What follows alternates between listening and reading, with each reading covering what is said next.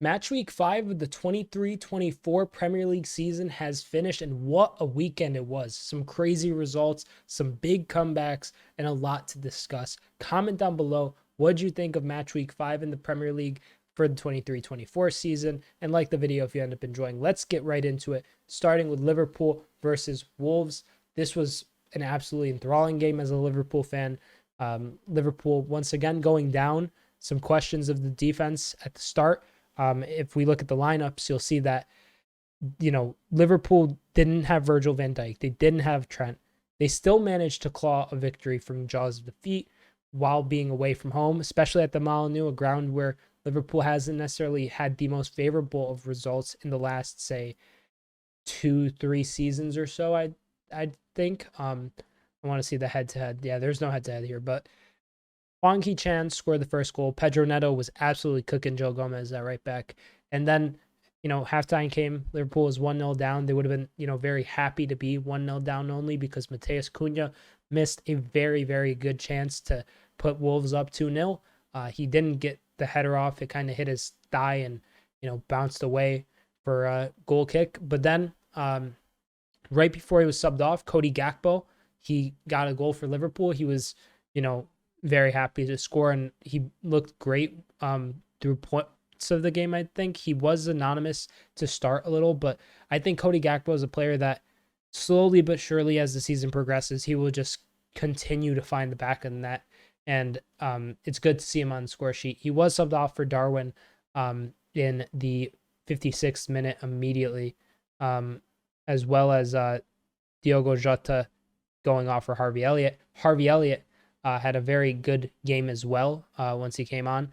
The biggest parts, I'd say, besides this were Andy Robertson's second goal for Liverpool. That was a big, big moment. He was captaining Liverpool his 200th game. Salah got 200 goal contributions, I believe, for Liverpool this match as well with his 2 assists.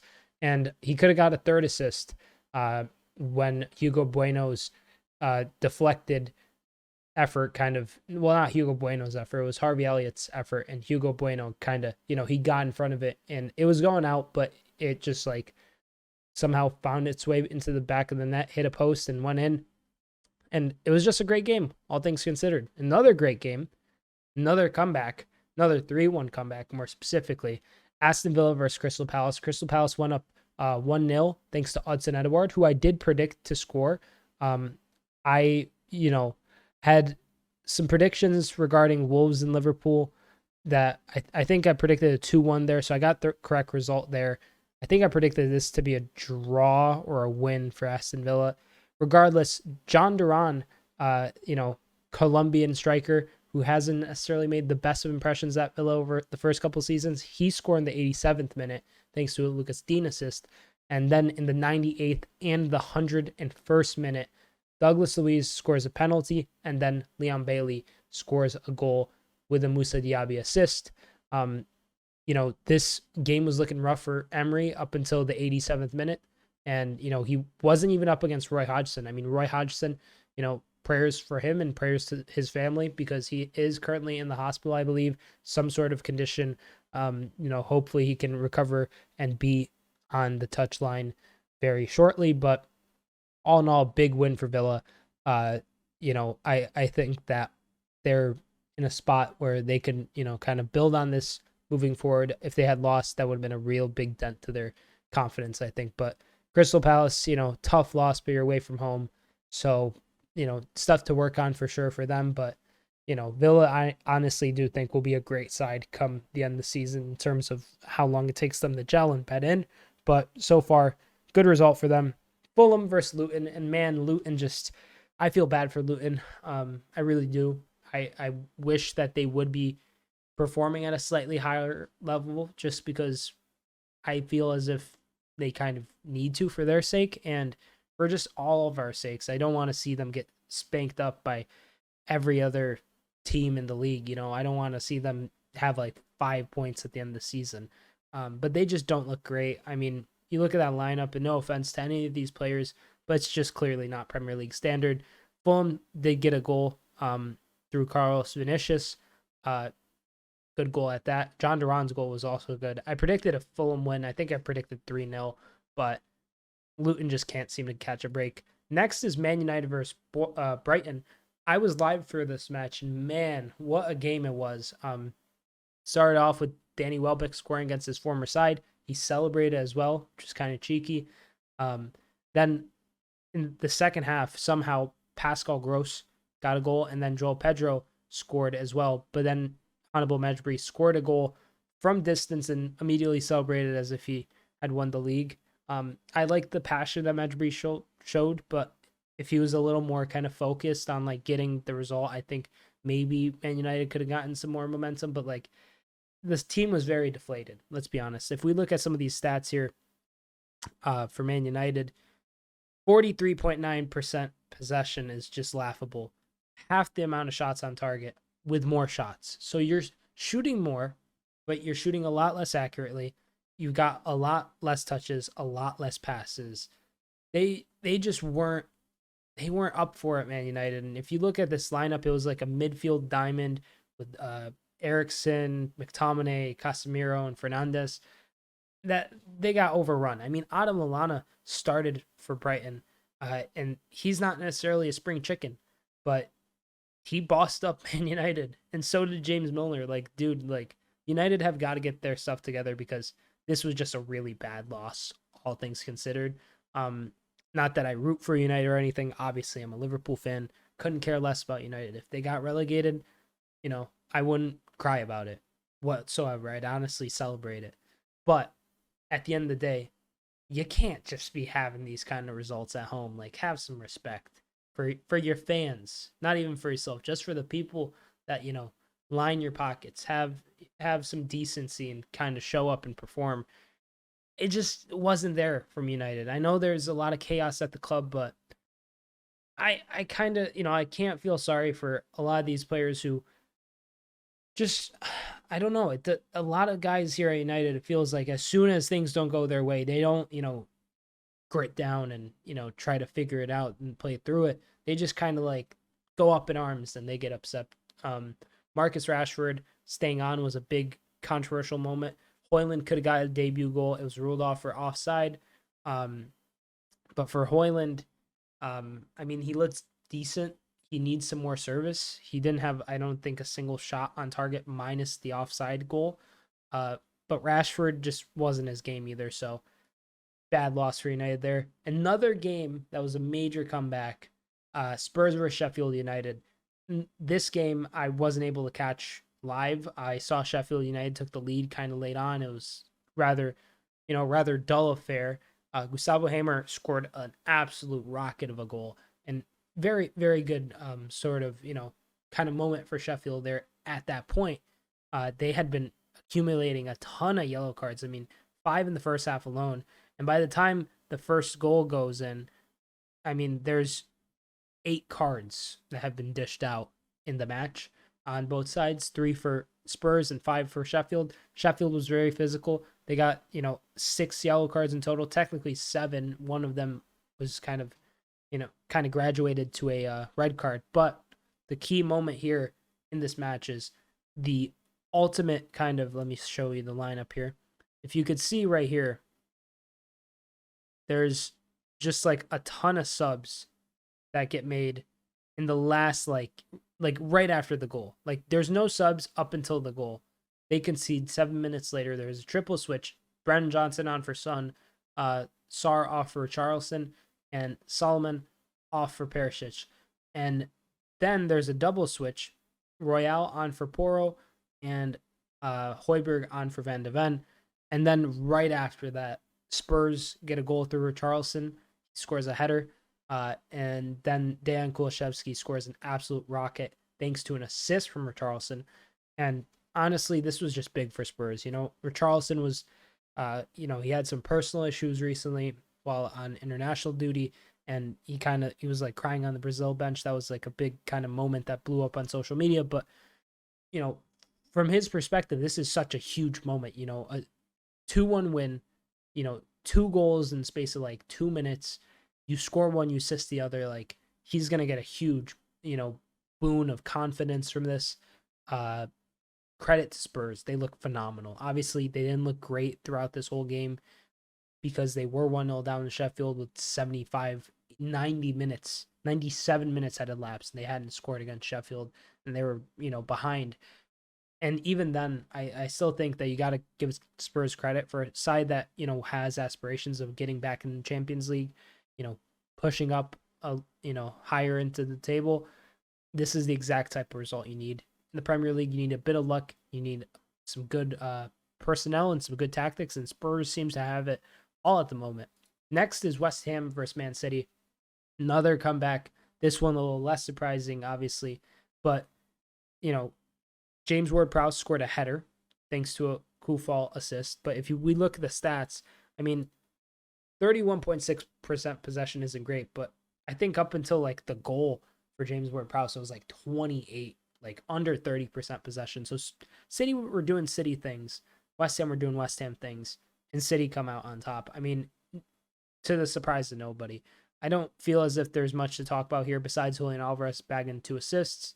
Doku did score as well. I think that's noteworthy.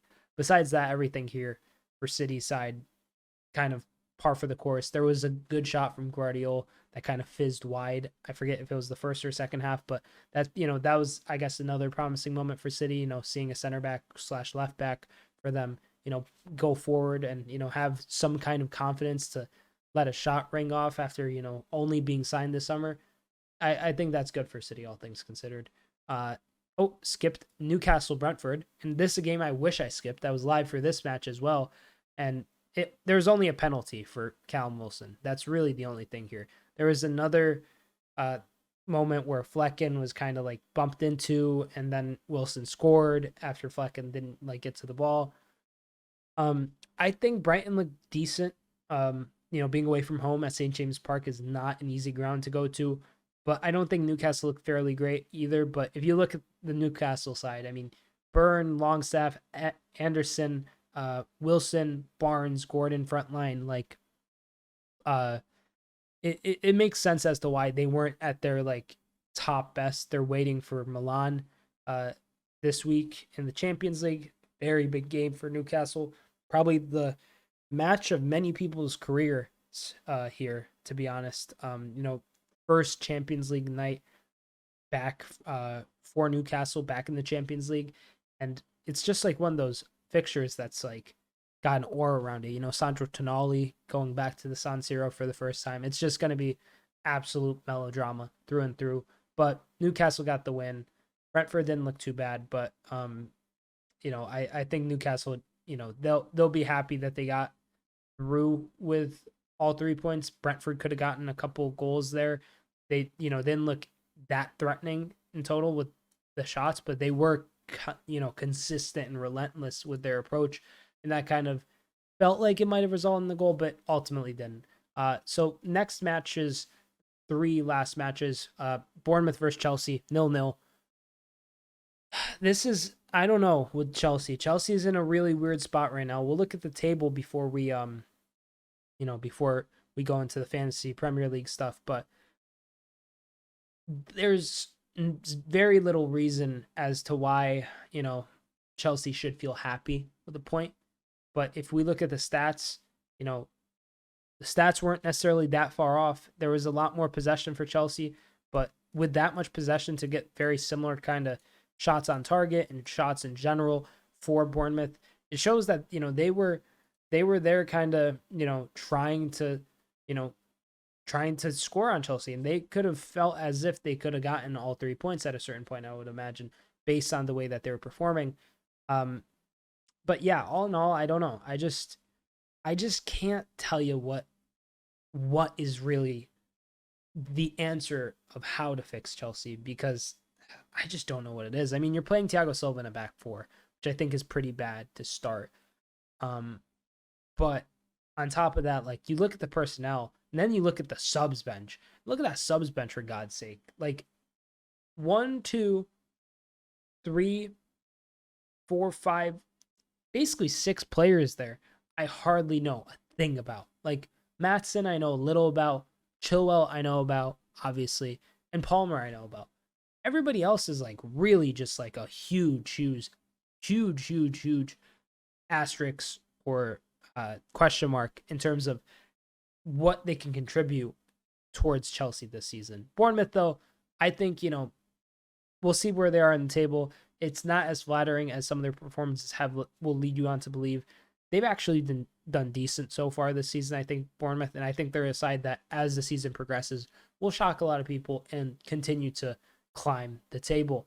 Next up, Everton versus Arsenal. Another match, the third match I was live for this week.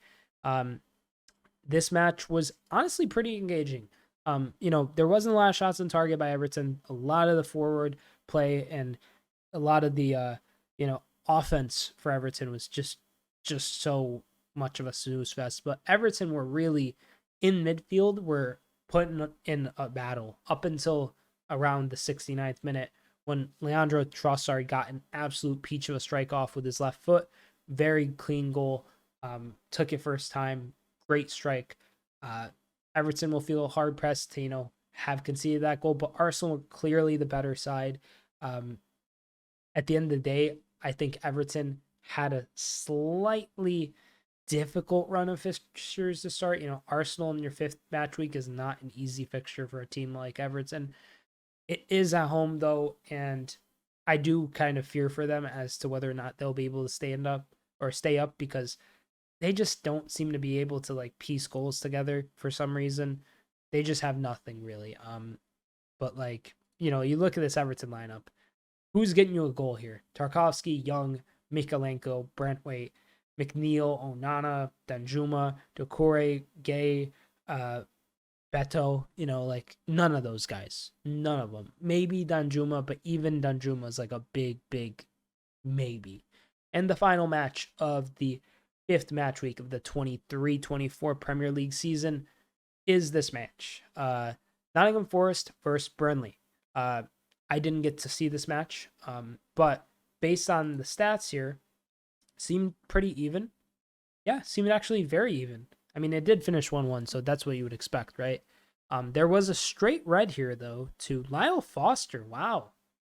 Lyle Foster with a red. Interesting. I wonder if I could go to the live ticker to see exactly what happened there. But first goal was Zeki Amdouni. I predicted Lyle Foster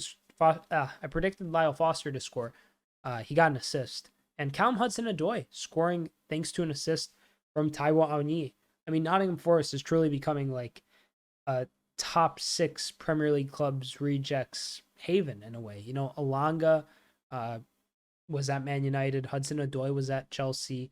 You had Taiwo Awoniyi at Liverpool. And they're performing really well. These guys seem like they're at least Premier League standard compared to a team like Luton. No offense, Luton. But let's be honest, Luton do not look that great. So let's look at the league table real quick. League table as it stands: City in first on 15, Tottenham second on 13 with 8 goal difference, Liverpool right behind, same goal difference, same points. Arsenal behind with the same points, 3 goal difference less. Brighton on 12 points after 5 matches in 5th place. West Ham, Villa, and Nottingham Forest, Crystal Palace, and Tottenham round out the rest of the top 5. And then in terms of the bottom half, you have Brentford in 11th on 6 points, Newcastle United, Man United, Chelsea, 12th, 13th, 14th. That is absolutely insane. To me, the fact that all of these teams, after 5 matches, are on less than 7 points, you couldn't get 2 draws or 2 wins and a draw, in 5 matches as, these teams, it's kind of rough. I know there's some tough fixtures, especially for Newcastle. Newcastle had the hardest run-in, and I feel given Newcastle's squad quality, you can kind of forgive them. The likes of Elliot Anderson starting isn't going to bode well too much, even though they did win against Brentford when he did start. But then the rest of the bottom half of the table is Bournemouth, Wolves, Sheffield United, and then the relegation zone as it stands is Everton, Burnley, and Luton. Very, very bad stuff for Luton, who's sitting on 0 points after 4 games. Burnley and Luton are, a game behind everybody because Luton's home stadium wasn't available yet. But, if both of those teams could get a win, Well, no, they're facing each other. My bad. They're facing off against each other. Even if it's a draw, let's just say it's a draw. Luton goes up, you know, by a point. They'll still be last, but they'll be on a point, and they'll be, on the same amount of points as Everton and Sheffield, and just 2 points behind the likes of Bournemouth and Wolves. And as for Burnley, they'll go up to, say, 17th. And, if there is a draw in this fixture, which I could see, it's really going to make this bottom half of the table feel very congested. A lot of people are going to be desperate for wins, especially these three teams, but they're all expected to kick on and get winning. Everybody else here is kind of a question mark, but I do think Bournemouth will do so. Finally, my fantasy Premier League. Let's look at my last week. Well, game week 5 scores.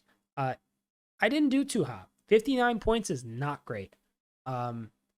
Holland, 12 points. Alvarez, 9 points. Awoniyi, 5 points. Soboslai, 2 points.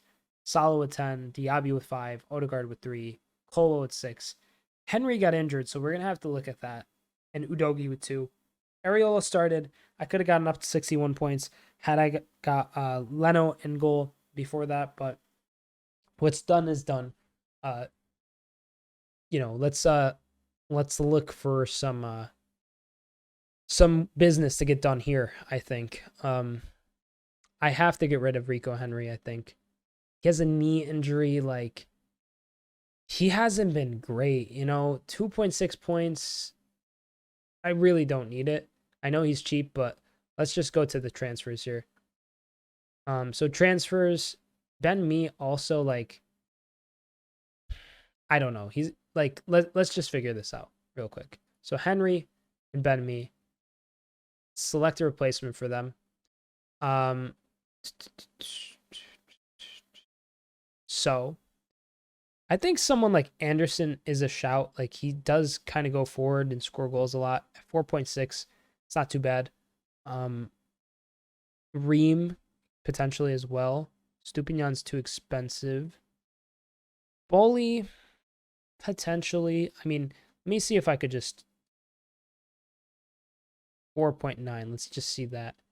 Udogie's on 4.7. Romero's on 4.7. Oh, I have Udogie. Hold up. Dean, honestly, he's been kind of balling out. And I think the other left back that they have is injured, so he could be a good shout.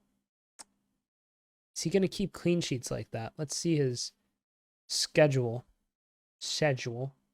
Chelsea, Brighton, Wolves, West Ham, Luton. So he'll definitely get him there up until probably Spurs. He might get some clean sheets, probably against Luton, maybe against Nottingham Forest. Well, that's away. That's a tough match. I mean, he's creative enough to get me some good points, though. But it's either him or Cash. I'm going to go with him, and let's add Botman, because I think Newcastle's through their hardest run of fixtures. Yeah, look at those fixtures. Sheffield United, Burnley, West Ham, Crystal Palace, Wolves. But is he going to start? That is the question. He's kind of a rotation risk, because they'll probably play him. I mean, he's cheap, though. Ooh, Van de Ven, though. He could be a shout, I think I need a fullback or something. I'm comfortable with this. This is fine. But that does mean we have 0.4 left, which means we could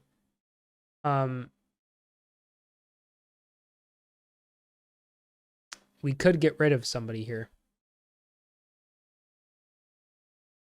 Morgan Gibbs-White is good, but what's his fixtures looking like? City's a tough match,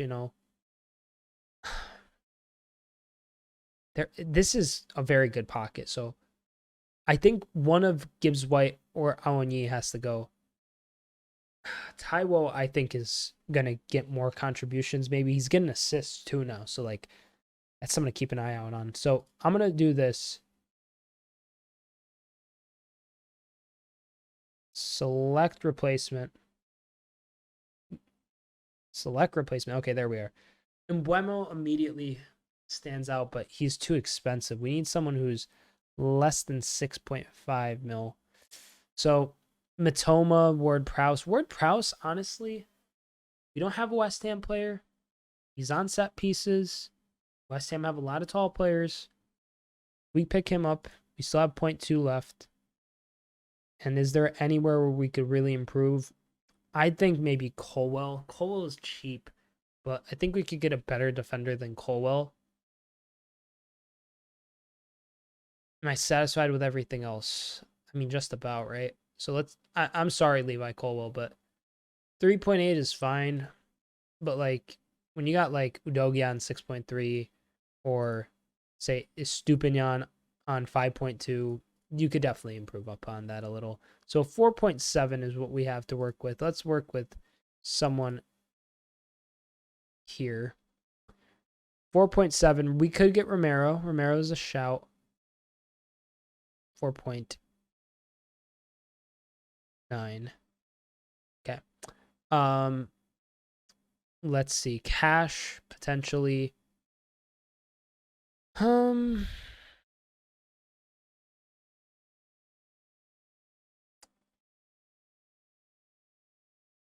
I might want. I mean, James is out for a bit, but as soon as Reece James back, Gusto's not going to feature, I think. I'm gonna go with. I mean, that doesn't really switch anything. I could just. It's a lot of points to give up.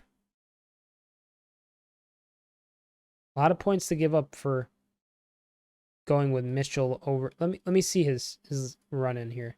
So generally easy, tough, generally easy, tough, and then it's kind of okay for a bit, and then it gets really tough, and then it's not the worst. There's definitely some stretches of weeks there that are good. I mean, what's his at 3.4? I mean, that's not really an improvement, you know. Let's just see 5.4. 4.7. I mean, Cash, what's Cash's sort of? I mean, he got, yeah, minus 1 point there. 4.4 points. Oh, yeah, we're picking up Matty Cash. Sorry, ladies and gentlemen, for dilly-dallying so long. But we're just going to make the transfers.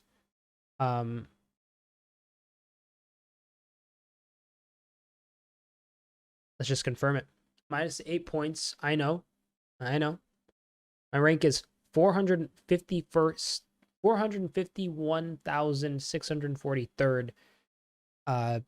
Hoping to get more points next week. Let us see how I'm trying to organize this really quick, and we'll end the video. Also, just make sure to comment down below what your FPL team is while you're at it, or give me any suggestions that you would advise me upon here. I have 3 Villa players, I just realized. It's kind of crazy. And only 2 Liverpool. Wow.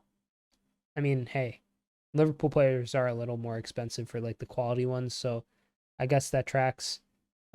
Crystal Palace or Liverpool? I mean, Crystal Palace, easy. Burn Leno in that. Udogie against Arsenal is tough. I don't know if he'll be able to go forward in the same way. So we're going to do this.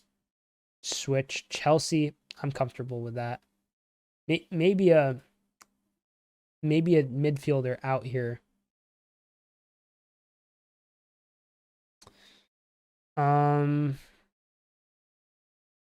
Low key, I think I'm taking off Taiwo. Yeah, I think that's what we're gonna do. A 4-4-2.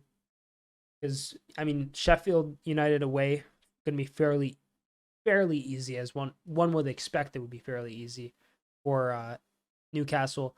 But Odegaard against Tottenham, I think he'll score. He only scores in North London derbies, or just in London derbies in general, I think. Alvarez, Haaland against Nottingham Forest, that's fair. Do I want to vice Salah against West Ham, or do I want to do something else? Let's see. Who else could I make vice captain here? I think I'm fine with Salah being vice captain still.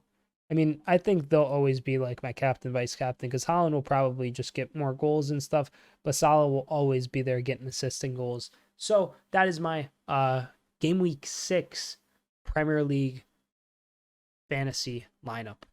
Wow, what a lineup that is. It's it's an absolute disaster in terms of like looking at all the kits. But that's the lineup. Thank you so much for watching. Make sure to comment down below. What are your thoughts on Game Week 5 for the 23-24 Premier League season? Thank you so much for watching. Give the video a like if you enjoyed, and consider subscribing if you made it this far. I mean, you made it this far anyway, so why not? There's going to be a lot more Premier League football and other sorts of content on the channel very soon. So stay tuned for everything that's coming on the way. Thank you so much for watching. I'm Sideline Sedo. Peace.